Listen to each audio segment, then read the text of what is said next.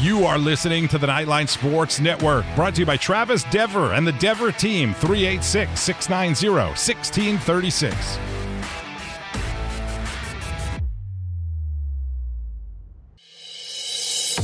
Welcome to the AAC Report, only on the Nightline Sports Network. I'm Jeff Allen. It's championship week in the American as Cincinnati and Houston square off for the AAC Championship.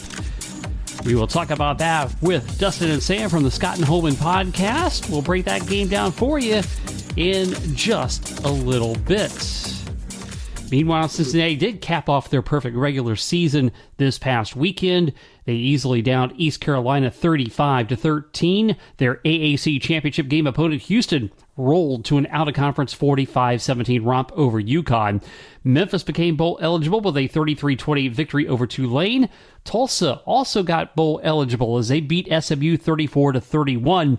The Mustangs will have a new coach as Sonny Dykes leaves for the TCU job, so he will now cook from the other side of the stove in the annual iron skillet clash between TCU and SMU. Former offensive coordinator Rhett Lashley returns from the same role at Miami to take over for Dykes at SMU. UCF won the annual war on I-4. The Knights topped South Florida 17-13. Navy closed out the regular season with a 38-14 win over Temple. The Owls lose 7 in a row.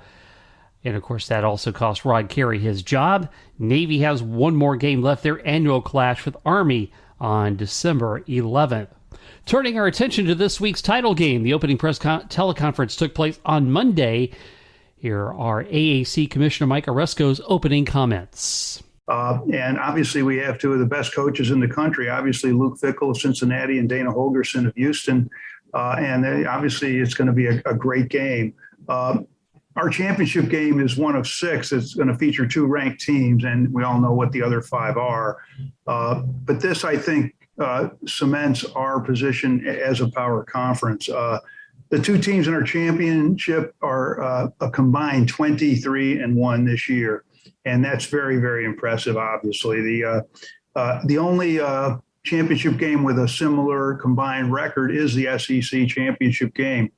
We're very proud, very, very proud to have our championship game on ABC for the 7th year in a row. I really applaud, ESPN and ABC for giving us this tremendous platform year after year. And I think we've justified it with tremendous games that have national significance. It's our championship game has been one of the most exciting of the year. Year after year, it's extremely competitive. This year, the stakes are the highest they've ever been. Obviously, the environment in Cincinnati should be electric. Sold-out stadium, the energy will just be through the roof. Now let's hear from the head coaches. Here's Houston's Dana Holgorsen. I want to thank the American Conference, and Mr. Oresco there for his leadership. This is it's a great time to be a part of the University of Houston and athletic department in general and football program. We're honored to be able to compete against such a great Cincinnati football team. What they've accomplished here in Coach Fickle's 5 years is pretty awesome, pretty special. Got that thing turned around real quick and have been a national power for the last 4 years. So it's just an honor to be able to compete with those guys. I wished, I'm not going to lie, I wish this was at a neutral site. They're pretty good at home. Haven't lost there in a while, but it's a big challenge. Outstanding football team, well coached. They have great senior leadership. I think they've rolled 30-plus seniors through senior day the other day. So they're good at home. It's going to be a big challenge. I mean, they're deserving of where they're currently ranked in the CFP. Probably ought to be ranked higher, in my opinion, based on what they've done here over the last couple of years and the quality of football that they've played. So once again, I'm very proud of our football team. We've come a long ways here in 11 months. I would argue we've come a long ways in the last 3 years. To the point to where we've checked off one of our goals, which is to get into this conference championship game. And we will compete hard to try to win this conference championship game. And now a few words from Cincinnati Bearcats head coach Luke Fickle. Obviously, we are really excited. We appreciate have obviously earned this opportunity, but really excited about playing in the championship game. I don't over worry about all the other things. We've had one goal and one objective when we walked in the door here 5 years ago, and it hasn't changed. And it's always been to play for championships. And we have that opportunity this year, and that's what really matters to us. No matter what. Obviously, we've had a good season and found ways to win football games. But it's never been about anything other than playing for a championship. And we're really excited to be playing, obviously, in the championship game. To have it at home is another step, and excited about that. About our seniors having another chance to play a home game in Nippert Stadium, and we're going to continue to roll. Up next, we preview the title game with Dustin and Sam from the Scott Holman Podcast. That is coming up when the AAC report continues right after this.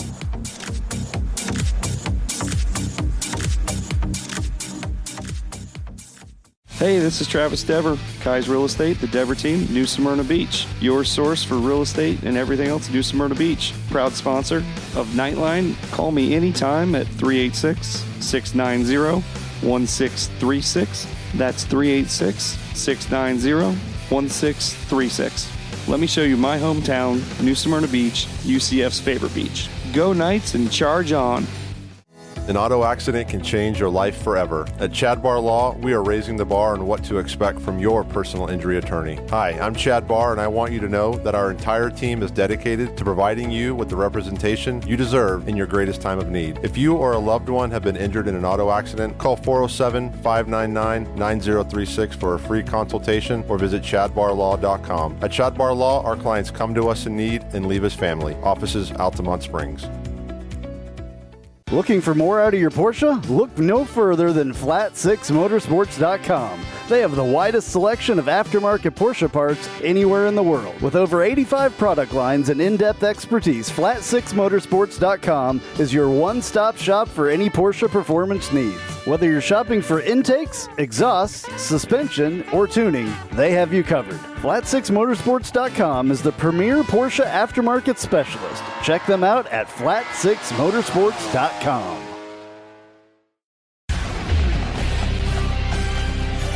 All right, time now to talk about the AAC Championship game to be played Saturday. Houston v. Cincinnati. And joining us once again from the Scott and Holman Podcast, we welcome Dustin and Sam. Gentlemen, you guys got to be pretty excited about something going on this coming weekend, right? Yeah, just a little bit. Yeah, excited to be involved in conference championship weekend. It's been a few years since that week has meant much to us. So excited for that to be meaningful again. Yeah, absolutely. So let's talk about what's going to happen this weekend. It's Cincinnati, it's Houston. It's in the Queen City. It's for all the marbles. Cincinnati's got a lot they're playing for, so they certainly cannot overlook a very game Houston team that's coming in and also now ranked in the top 25 in the college football playoff poll. Give me your assessment on how this season has gone. I mean, I know when we started early in the season, you had some slight optimism, and then it started to grow and grow. Kind of tell me when you felt like, okay, this is starting to happen.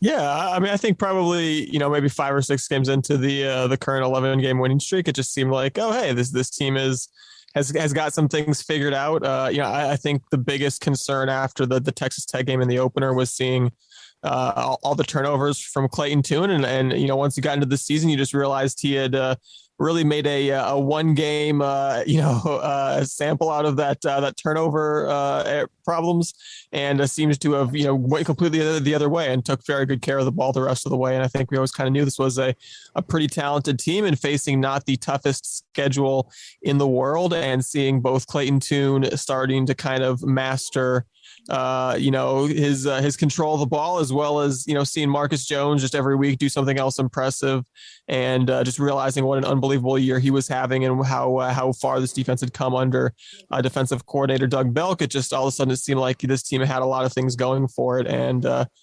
certainly got to be impressed And, I think it is absolutely fair to kind of, question the schedule that Houston has played this year. But, it's college football. You see crazy upsets every week, and Houston has gone 11 weeks in a row and managed to avoid having that happen to them. So definitely, ahead of schedule. And I think, if you'd asked before the season, would you be happy with 11-1 and heading to the conference championship game? We'd have bit your hand off to take that offer. So I think even knowing the schedule and all that, you got to be happy with how the year's gone. Sam?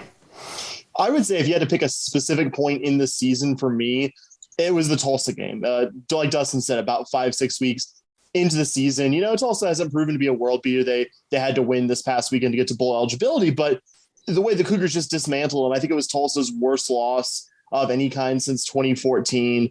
And at that point, I was like, okay, well, I'm not going to make Tulsa into a world beater, but it's like maybe this Cougar team, one, is a good enough defensive team to not just keep opponents to, the mid-20s or something like that. This is a team good enough to shut down half-decent offenses on the schedule. But I think the most important specific takeaway to that game for me was that this offense was good enough to actually score a lot of points against teams that weren't the absolute dregs of the league. I mean, you saw immediately after the Texas Tech win, the Cougars ramp a bunch of points on Rice, ramp a bunch of points on Grambling, and it's kind of like, okay, Rice and Grambling really aren't the best competition there. You don't really learn much about yourself for that one. And after that Tulsa result, it's like, no, actually this team could be quite good against the top half-ish of the AAC. And at that point, you kind of looked to the rest of the schedule and you thought, well, okay, SMU is pretty solid this year.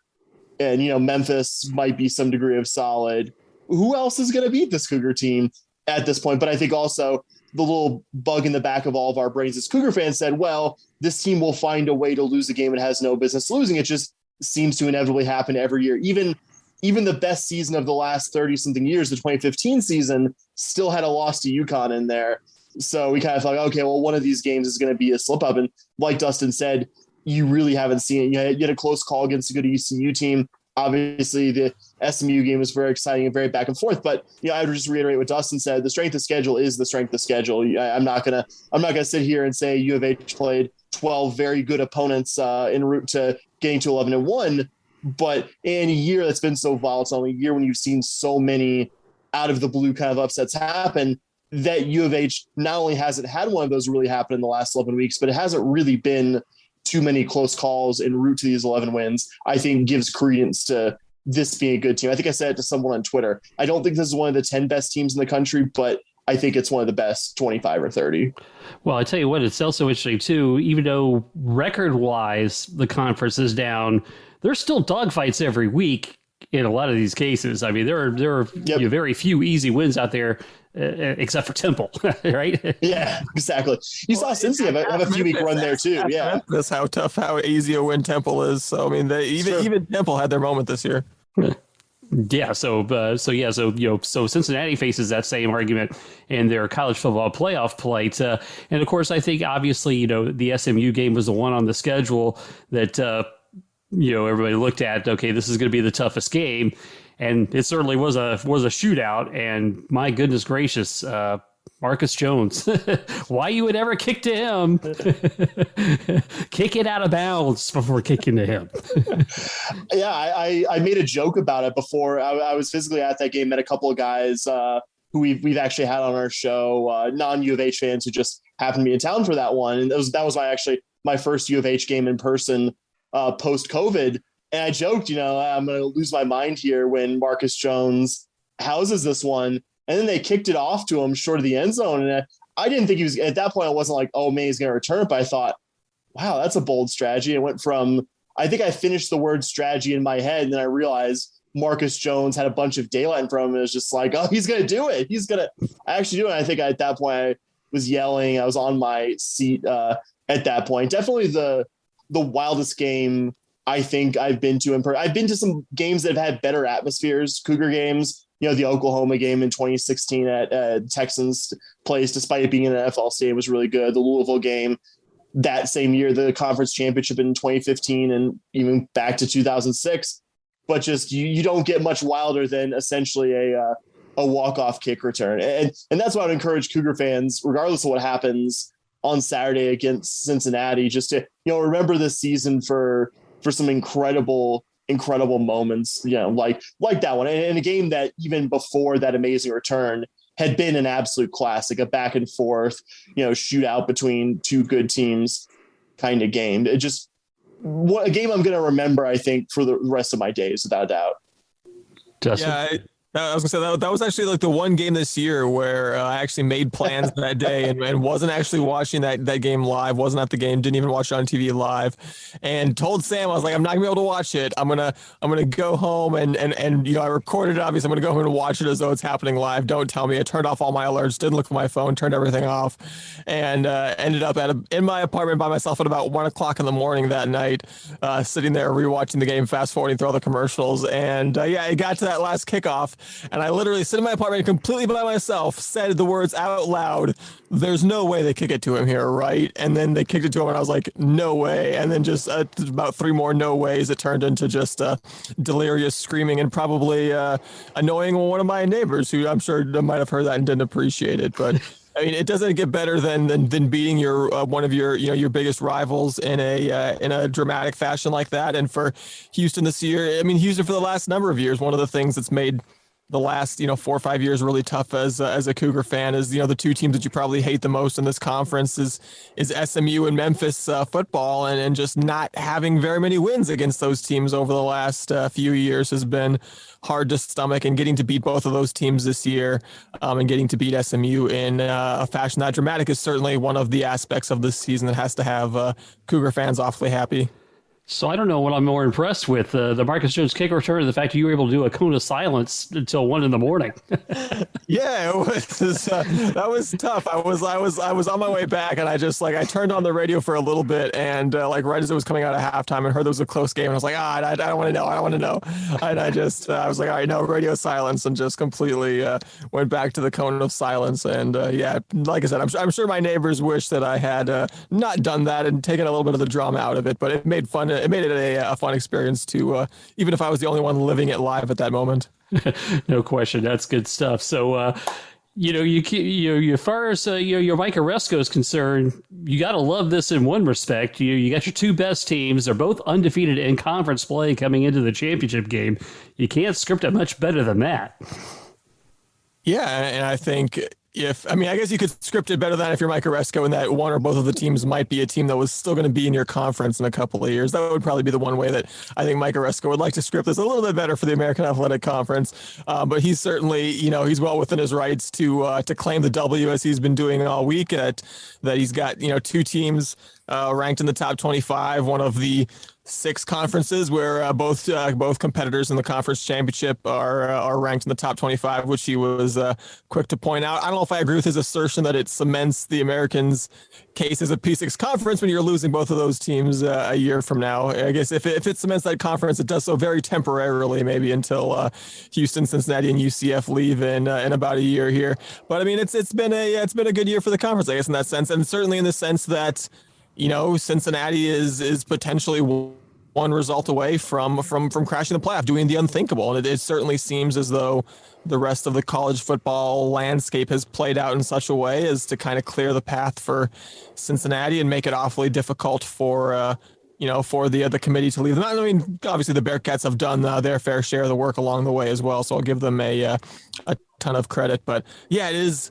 I mean, it's just, as college football has been a pretty crazy sport generally, and this year feels like maybe even an extra dose of craziness with all of the crazy coaching moves that are going on, and seeing things like how's a fan even supposed to know how to feel about watching your team in your conference have a chance at the playoff, but also knowing that they're leaving you in a year or two. And it's been quite a year for just some bizarre situations and some novel situations for college football fans, and long may the chaos continue. Sam? And I would say it's also, on paper, a good football game. I do feel like the Cougar offense really has its hands full in the Cincy defense. I don't think there's any team we've played in the 12 prior games that can adequately simulate what Cincinnati wants to do defensively. It's going to be a challenge. It's going to require easily Houston's best offensive game of the season, a mistake-free kind of game against this level of opponent, something that's not exactly easy to do. I mean, there's a reason why this is Cincinnati's 2nd straight undefeated regular season. There's a reason why it has been years plural since they lost one of these games at Nippert Stadium. And it's certainly not a Cincinnati team that's a one-year wonder. I think that's maybe what, in terms of this matchup, worries me the most. It's not the Cincinnati defense, even though the Cincinnati defense is quite good. It's not Desmond Ridder, even though Desmond Ridder is about as a veteran of a starter as you'll find out there. A guy with, I do believe, next level skills that can specifically exploit the Cougar defense. I think what scares me the most is the intangible,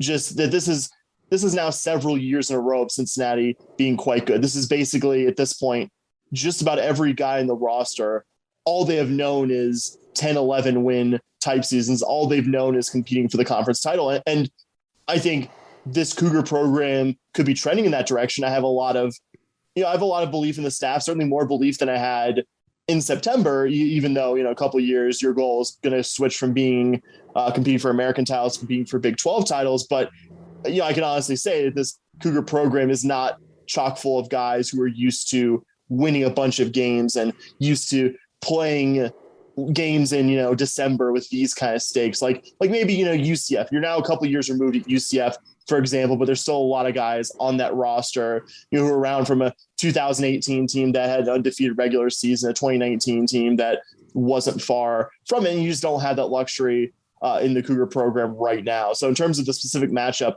of the game, I think that's what's concerns me the most, is that you're going against an opponent to whom these kind of games aren't a new thing. Obviously, every big game is its own entity, but I think that's what, it's a good matchup. I think it's one that's exciting. You see two teams that have a combined one loss in the entire regular season slate. I mean, it's a level of conference championship game that, you're not going to see 6 or 7 or 8 of those games on Saturday across the country. But yeah, I think I'm usually someone that looks like the quantitative and really focuses on that over, narrative and stuff like that. But I think you can't discount the fact that, this Cincy team is going into this not only just as a really good team, but a team that's used to playing these kind of football games. So you look at this, you already mentioned that, they're going to have to be pretty much A+ game on offense and mistake free. What other intangibles, are they able to play the underdog card? I think so. I really do think so. I think,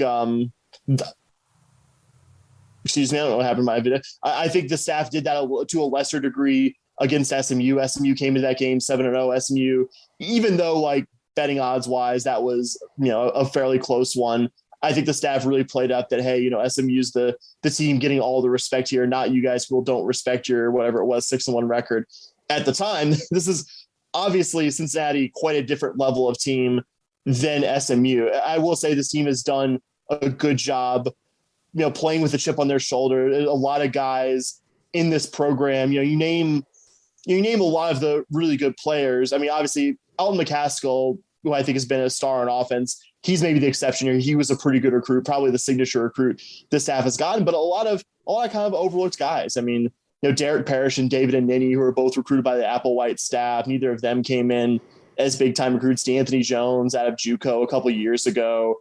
Logan Hall, I don't think had a ton of D1 offers. It's a team of guys who've really developed. It's not a team of star guys. So I think to your question as to whether or not, Holgorsen and them can play the underdog card, I think they will. I think they will kind of remind these guys that everyone's, treating as a foregone conclusion Cincinnati is going this game. But I also do think there's a very healthy respect between those walls of the program that Cincinnati is. I think, not knowing exactly what's being said to these players, I think in no uncertain terms, what's being told to them is this is the best opponent you've seen this year by a wide margin. So yes, I do think the Cougars are playing the underdog here, but I do think there is a respect for the Bearcats and what they've built and just the insanely consistent power they've been the last 4 seasons in this conference. Dustin? Yeah, I'm actually really excited to see how the staff has this team prepared, because I think that it plays right into what they've been preaching all season. I mean, prior to this season, you heard this team talking about, the coaches, the players talking about, no one believes in us. No one's picking us. We're not, Houston wasn't picked as one of the top couple of teams in the conference.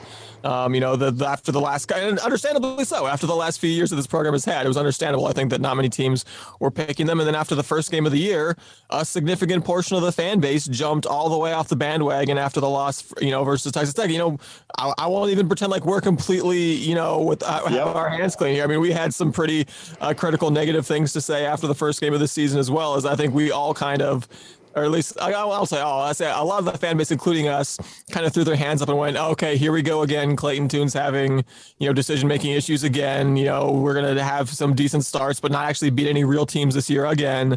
It's the same, same verse, same as the first, whatever. I think this team has been really staying within themselves and kind of, playing the underdog card amongst themselves, I think, all year long. And I think even since the offseason, that's been true. So I think playing a Cincinnati team in the conference championship is exactly what this team probably wants to have happen. And I think it's important to remember that, that Cincinnati is the team that is going to have all the pressure on it. They're the ones playing at home. They're the one with the playoff bid on the line. If Houston loses, no one's going to go, oh man, I can't believe you lost to Cincinnati. It'll be okay, whatever. Cincinnati's really good. They're going to the playoff. Everyone's going to talk about Cincinnati. It won't be a big deal. If Cincinnati loses, that's going to be a huge story forever. It's going to be a big deal. And Cincinnati, 2 of their last 3 games have had kind of a slow start in the first quarter. Houston has had some really, really strong first quarters this season. And I think if the Cougars are able to get out to a 1 or 2 score lead after the first 15 minutes, all of a sudden I think that pressure is going to turn on Cincinnati. All of a sudden that Nippert Stadium, mystique, which by no means am I, putting off. I think Sam's absolutely right to say that, playing games in Nippert Stadium is really, really hard, and very few teams ever beat Cincinnati there. But, Cincinnati, Houston fans can attest to from personal experience when you're a big favorite in the conference championship game and all of a sudden that other team comes out and starts punching you in the mouth and your team doesn't respond right away, that, very, very electric home atmosphere can get very, very sour and uncomfortable really quickly. So Cougar fans, I think, if I absolutely, my life depended on getting the winner of this game right, I probably wouldn't pick the Cougars. I would definitely lean on Cincinnati, but I think the Cougars have every chance to come into this, play like the underdog, and I think they have a great chance to win.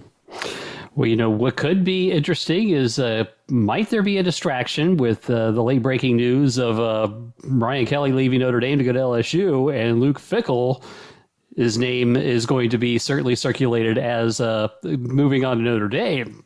Possible distraction. I was going to say, if I didn't already draw the parallels strongly enough between 2011 Houston losing to Southern Miss in the Conference USA Championship game with Kevin Sumlin having 1 foot out the door, there is the coach out the door aspect is there too as well. And that's something that, like I said, Houston, I feel like, it's been a few years now, so I think we probably have to stop claiming the most spurned fan base in the country award after losing, Bryles, followed by Sumlin, followed by Herman.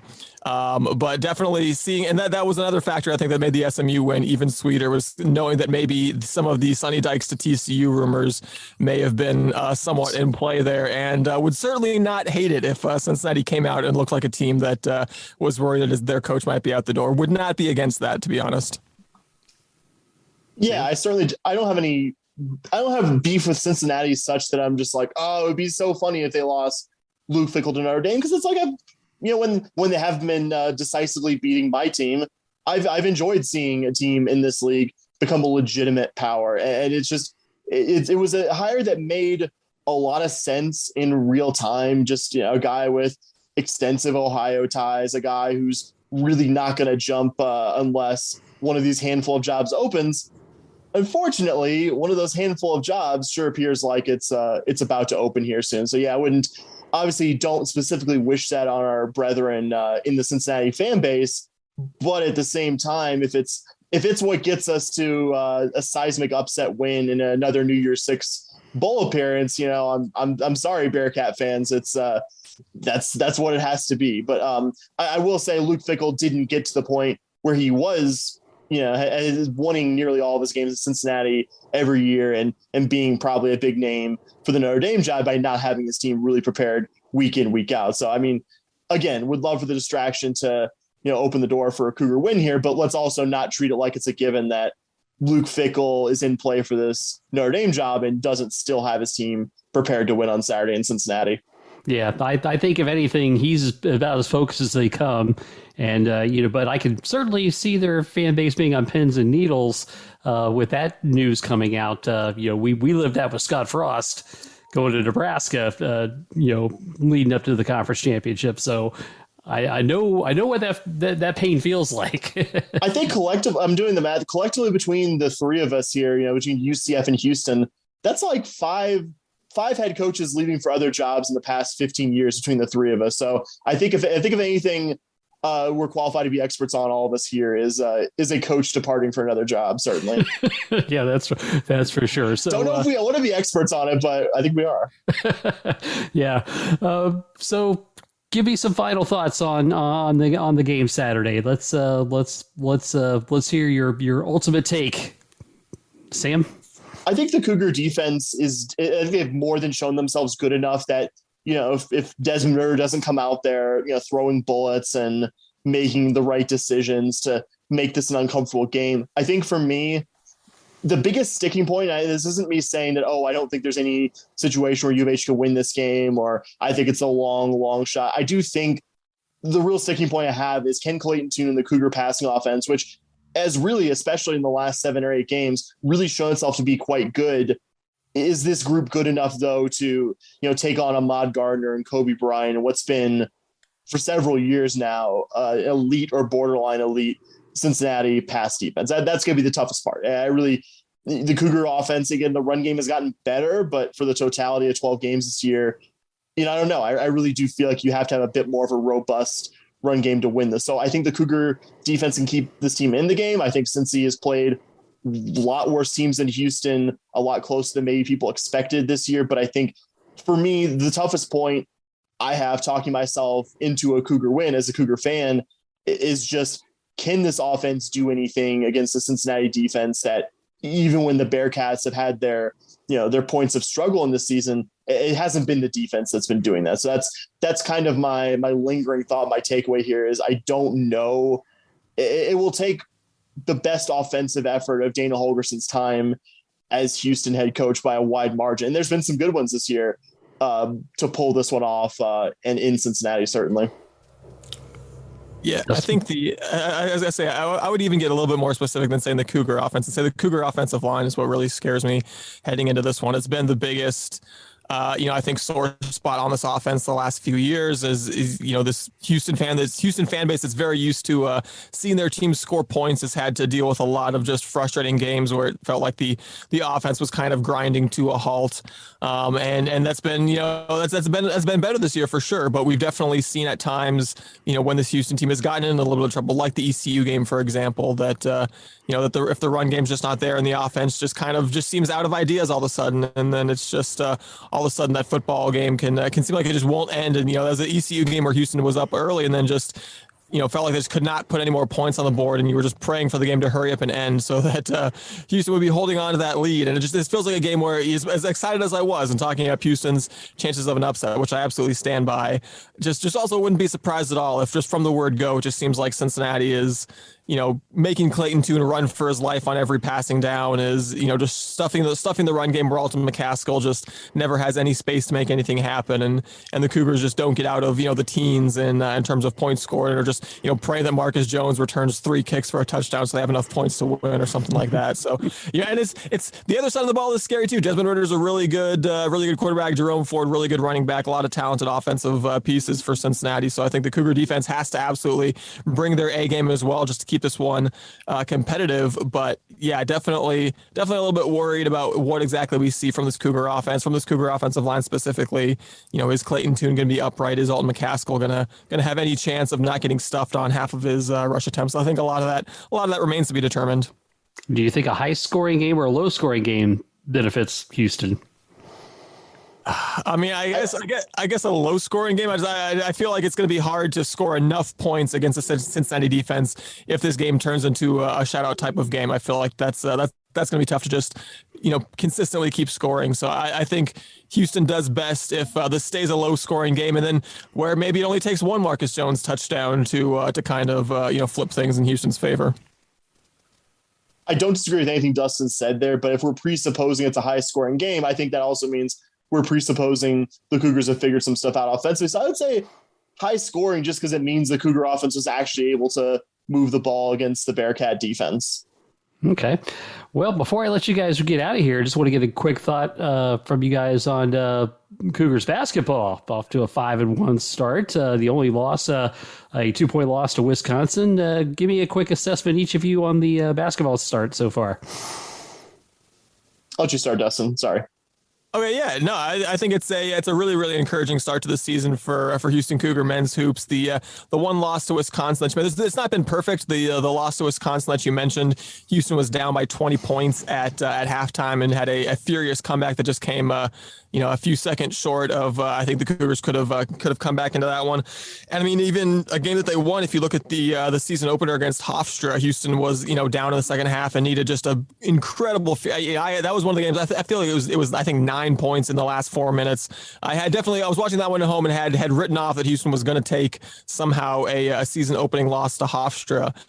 So definitely not a perfect season thus far, but you've seen some really, really strong results. Houston's played Virginia, Butler, and Oregon. And it remains to be seen how good any of those three teams are, but they're usually at least decent. They're programs that are not used to getting just run out of the gym. And Houston has, with varying levels of speed, just run all three of those teams out of the gym, looked vastly superior to all three. And even like I said, once they kind of got out of the funk against Wisconsin, they looked like the much better team in the second half of that game as well. So even replacing a lot of pieces, Quentin Grimes, Dejan Giroux, Justin Gorham from last year's team, there's a lot to like about this team. I think, Kelvin Sampson's teams have always been known for their defense since he's gotten to Houston. This might be the team since Kelvin Sampson has been here that likes playing defense the most. You just see these guys so excited on that edge, on that side of the court. You've got a newcomer in Tajay Moore who's just unbelievably fun to watch defensively. So this is just a really, really locked in defensive team. I don't know if they quite are going to be as good of a rebounding team maybe as last year's team was. Houston was pretty unbelievable on the glass last year. I think they'll still be they still look like a very good rebounding team, but this might be the best defensive team that Kelvin Sampson's had. And just offensively, the chemistry for a team that's working in a bunch of newcomers, the offensive chemistry and the offensive flow looks really, really impressive. So this feels like another very, very high ceiling Houston Cougar team.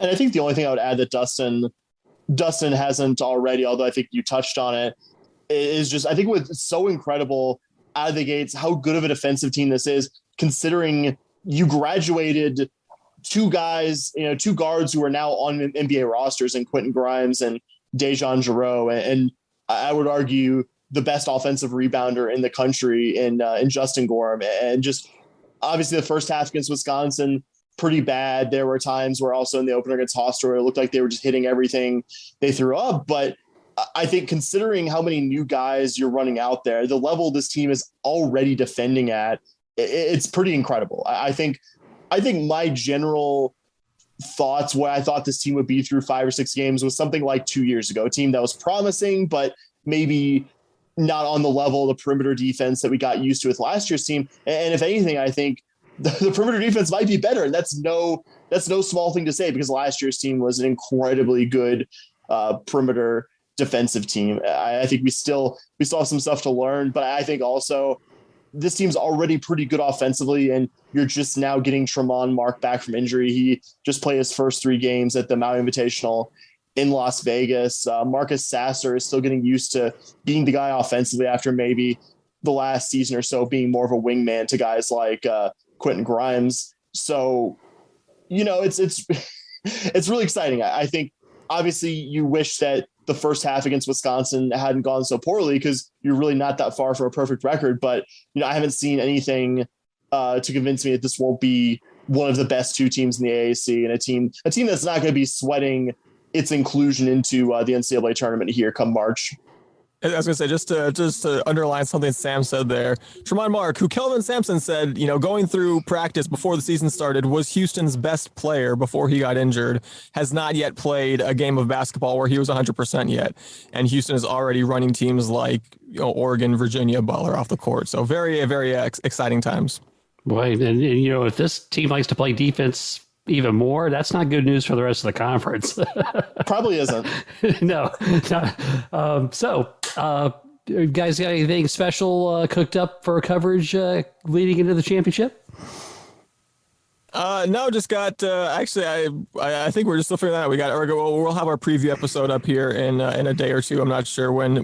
Our work schedule's been a little crazy, so we'll get that figured out here. I was actually going to talk to Sam as soon as we got off here about what our recording schedule is for this week. But within the next 48 hours or so, I'm sure we'll have our conference preview episode. We got some Cincinnati friends we're bringing in to get their take on the game, and should be a lot of fun. We'll have another jam-packed episode talking about Cougar basketball, Cougar football heading to the conference championship, the whole 9 yards. So be sure to check that out. Scott and Holman Podcast, wherever you get your podcasts.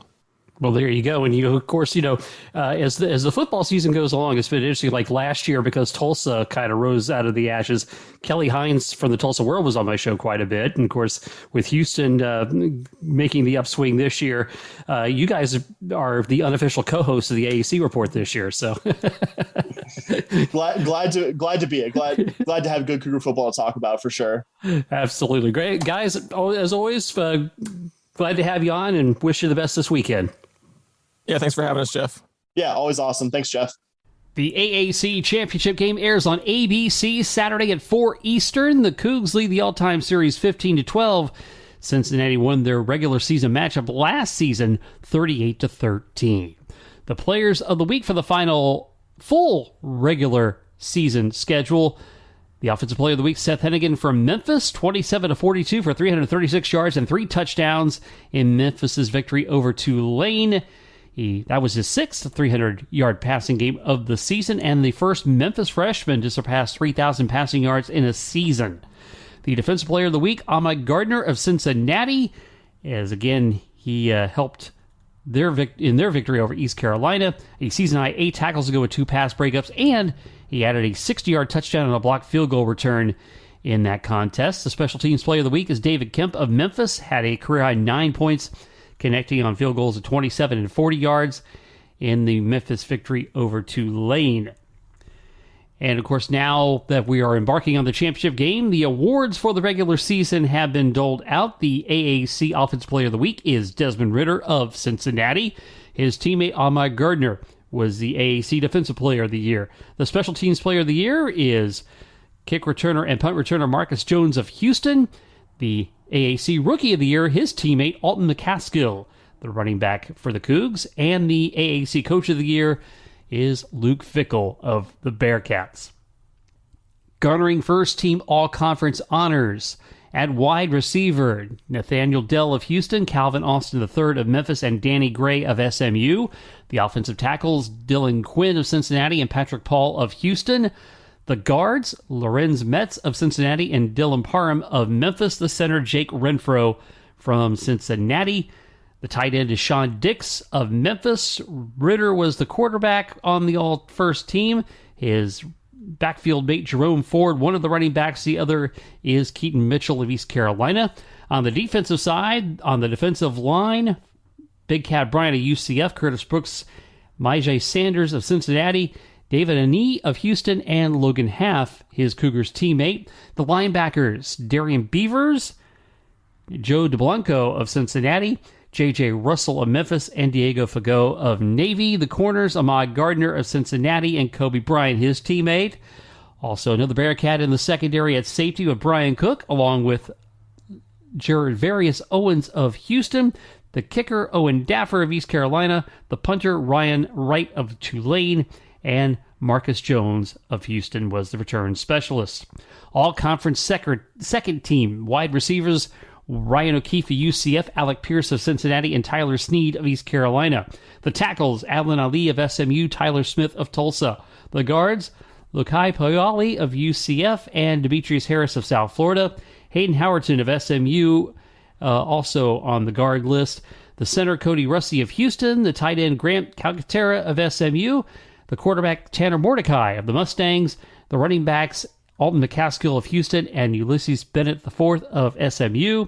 On the defense, on the line, John Tate IV of Memphis, Derek Parrish of Houston, Eliza Chapman of SMU, and Jackson Player of Tulsa. The linebackers, Bruce Bivens of East Carolina, Donovan Mutin of Houston, Antonio Greer of South Florida, and Delano Robinson of SMU, and in the secondary at quarter, Jaquan McMillan of East Carolina. and an early bowl invitations that have been accepted by AAC teams. Memphis is in the Hawaii Bowl. They will face a Mountain West opponent on Christmas Eve, and ECU in the Military Bowl on December 27th against an ACC opponent, still to be determined. Up next, we'll talk about the NCAA Volleyball Championships, in which UCF will take part in. Also, their awards were given out as well. That and more coming up when the AAC report continues after this.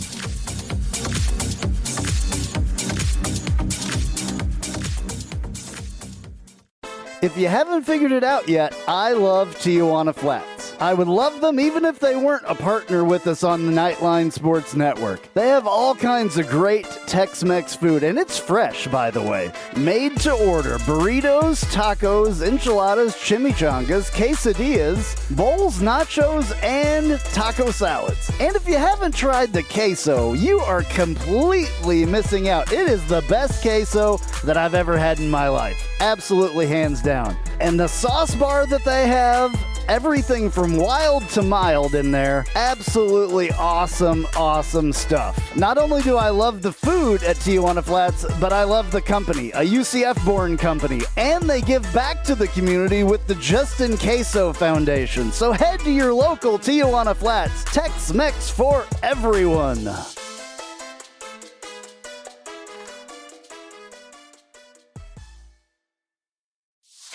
Hey Jeep Wrangler owners, have you ever sat in your office at work and watched the rain just pour into your Jeep because the weatherman said that there was a 0 chance of rain? Or you put your doors back on because there was a 100% chance and then not a drop of rain fell?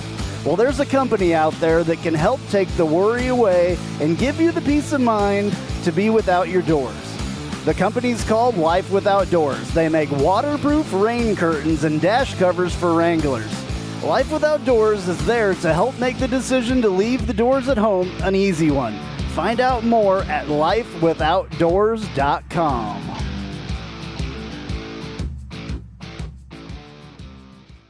Spice up your company with homemade marketing services from Tasty Gravy Creative.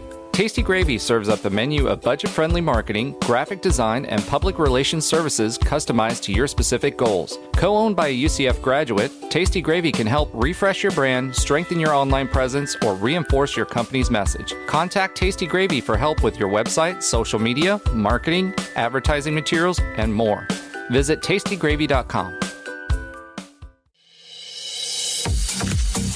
The UCF Knights claimed one of 32 automatic bids available in the NCAA Championship as a conference tournament or regular season champion on the NCAA Volleyball Championship Selection Show this past weekend on ESPNU. The 26-6 Knights will take on 22-5 Pepperdine. That action will take place on Friday. First round action at Pauley Pavilion in Los Angeles. The winner of the match will face either number 13 seed UCLA or Fairfield in the second round of the tournament coming up on Saturday night. The Offensive Player of the Week, and stop me if you heard it before, McKenna Melville closed out the regular season, leading all American players for the week with 6.31 points per set. And also added 3.5 digs per frame over the team's 2 wins last week, contributed 19 kills and 13 digs in a straight set sweep of Tulane, and then helped the Knights come back from 2 sets down at Houston in the conference finale, tallying 24 kills, 15 digs, and 8 total blocks in that victory. The Defensive Player of the Week is her teammate Narissa Moravec of the Knights, as she led the America with 2.12 blocks per set, 17 total blocks in a 2-0 week, hit .583 with 8 kills and 3 total blocks in the Tulane sweep, and had 14 total blocks in the victory over Houston. And of course, as we mentioned, McKenna Melville, often the Player of the Week, turns that into the American Player of the Year. And first-year Houston libero Kate Georgiadis became the first Cougar to be named the American Libero of the Year. UCF's Amber Olson was the first American Setter of the Year, win by a Knight as a conference member, and Cincinnati's Abby Walker took home the American Freshman of the Year. UCF's Todd Dagenaeus claimed the American Coach of the Year honors for the second straight year. The all-conference first team goes like this: from UCF, Claudia Dillon, McKenna Melville, Amber Olson, and Marie Watson. From Cincinnati, Maria Milan, Kate Georgiadis of Houston, along with her teammates Abby Jackson and Rachel Tullis. Rachel Wolf of SMU, Lexi Douglas of Tulane, Kaylee Cassidy of Tulsa, and Briley Kelly of Wichita State round out the first team. The second team was Narissa Moracek of UCF, Abby Walker of Cincinnati, Annie Cook of Houston, Alex Glover of SMU, Hannah Jacobs of SMU, Kayla Dinkins of Tulane, Natalie Foster of Wichita State, along with their teammate Casey Litzow.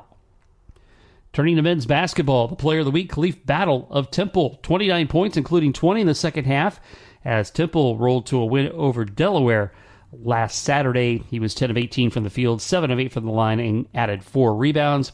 And Kenny Pato of Wichita State helped the Shockers in a road victory at Missouri last Friday, 10 points and 7 rebounds in just 16 minutes of action. In women's hoops, the player of the week is Sydney Harvey of South Florida, as she helped the number 18 South Florida Bulls deliver 2 of their biggest wins in program history.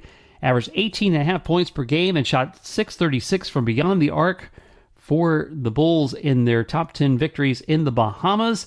Scored 22 points, added 2 steals in the win over number 9 Oregon to cap the battle for Atlantis. And then she tallied 15 points, including the game-winning three-pointer with 5 seconds left, as South Florida beat number 7 Stanford at the Baha Mar Hoops Pink Flamingo Championship. The freshman of the week, Anaya Gordine of Temple. As the Owls went 1-1 last week, she averaged 13 points, 3.5 rebounds, 2.5 assists per game, including shooting 64% from the floor for the Owls. Hit 5 of 6 total shot attempts, including 2 of 3 from downtown, as part of a 17.4 rebound, 4 assist performance in their victory at Villanova. Cross country, the Runner of the Year awards. On the men's side, Scott Beatty of Tulsa became the second Tulsa men's athlete to claim the men's Runner of the Year honors, joining former teammate Patrick Dever, who did that in 2020. Beatty's regular season highlighted by an 11-play showing at the Cowboy Jamboree 8K with a time of 24:07.7 and an 18th place finish at the Wisconsin Nuttycombe Invitational 8K, a time of 23:45.7. The American Women's Runner of the Year is Jasmine Wright of Wichita State, and that's the 4th straight Women's Runner of the Year award for the Shockers. Wright was a 3-time winner during the regular season, taking first place at the Wichita State JK Gold Classic with a time of 17:34.1, the Gons Creek Classic 6K, 20 minutes 53.9 seconds, and the Bradley Pink Classic 6K, a time of 20:35.6, and it picked up all conference accolades for the 3rd straight season as she brought home the gold medal at the 2021 AAC 6K Championship. Other notes, the American Athletic Conference, in partnership with the College Football Playoff Foundation, has announced that Tulsa offensive tackle Xavier Gadlin is the conference's Go Teach Dr. Pepper tuition giveaway grand prize recipient. Gadlin will receive a $10,000 scholarship as the conference's winner, in addition to a $2,500 scholarship as Tulsa's institutional nominee. The tuition giveaway awards one grand prize from each FBS conference to student athletes pursuing careers and education. And sadly, this week we won't do our usual close, as we want to take a moment to remember former UCF standout running back Otis Anderson Jr. He was killed Monday evening in a domestic disturbance at his home in Jacksonville. And our hearts, our prayers, and our thoughts go to the Anderson family, as the young man, as reported, was killed by his father in the domestic dispute, his mother fighting for her life. And it is such a senseless tragedy, and something that obviously makes us very, very sad. Otis Anderson Jr., gone way too soon. He was 23 years old.